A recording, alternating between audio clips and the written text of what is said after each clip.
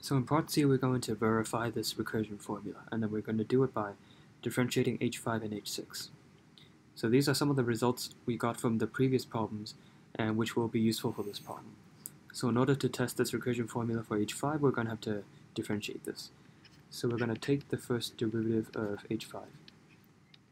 So that means I'm just going to differentiate this, and it's simple enough. This is just a polynomial.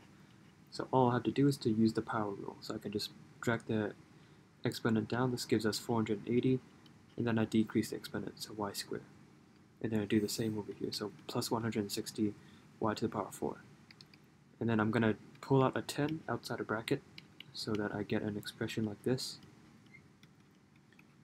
And then as you can see, this polynomial here, what remains inside the bracket is exactly equal to h4. And 10 incidentally is equal to 2 times 5. So we get an expression like this. And then if you look back to the recursion formula, you will see that it is indeed true. So we're differentiating h5, and on the right hand side I have 2 times 5, which we get over here, times n minus 1, which in this case is h4. So you see that this recursion formula is indeed verified for the case of h5. So now let's do the same process again, but for h6.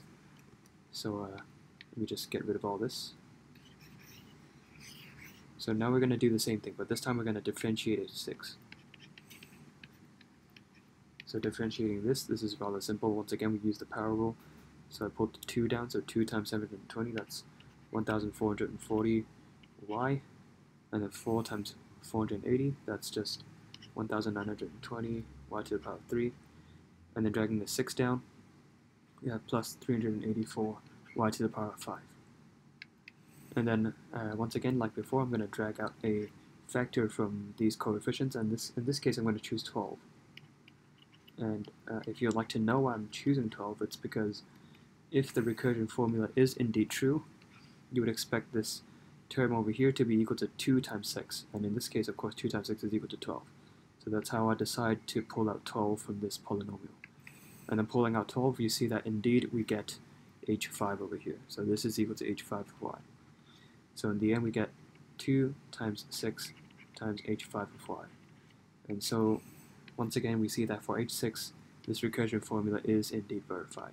So this is how you solve this question.